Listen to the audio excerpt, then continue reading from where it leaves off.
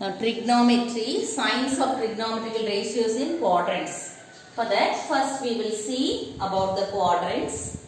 Now you know when you rotate an angle, actually what is an angle? It is measurement of rotation of a arc or a curve. Okay. So when you are rotating an arc or a curve, okay, if you are starting from this point, always we will take from the x-axis.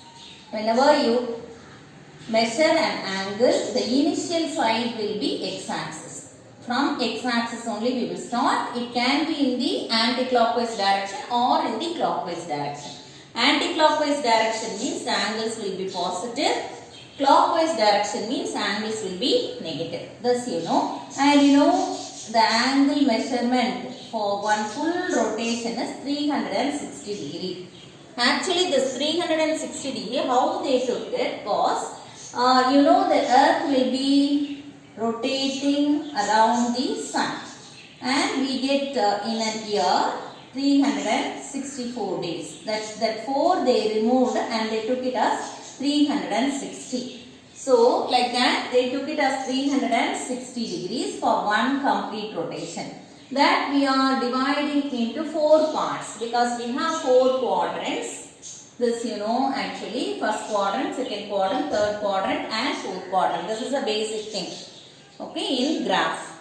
So this 360 degree is divided into 4 parts. For each quadrant we are taking 90. So we start with 0 degree here. Then this line will represent 90 degree. This line will represent 180 degree. This will represent 270 degree. Once again this will be 360 degree. So 0 degree and 360 degree coincides. It represents the same horizontal line, that is the x-axis. So between 0 and 90 degree it will be in the first quadrant. Okay, 0 less than theta less than 90 degrees. 0 degrees. Then between 90 and 180 it will be in the second quadrant, that is 90 degree less than theta less than 180 degrees. Then third quadrant, it lies, the angle lies between 180 and 270, that is 180 degree less than theta less than 270 degrees. Fourth quadrant is the angle between 270 and 360. So 270 degree less than theta less than 360 degree. So we can take for the first quadrant the angle measurements as 90 minus theta, or you can take 0 plus theta also, 0 degree plus theta.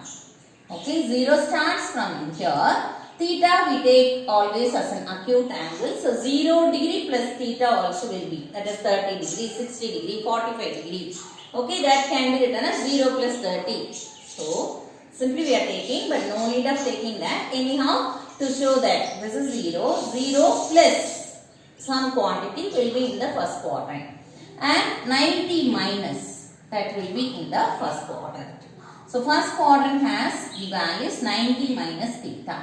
Then the second quadrant is above 90, that is 90 plus theta, and it can be less than 180 because it is lying between 90 and 180. If you take from this side, it will be above 90 degree. From this means above, less than 180 degrees. So it can be 90 plus theta or 180 minus theta.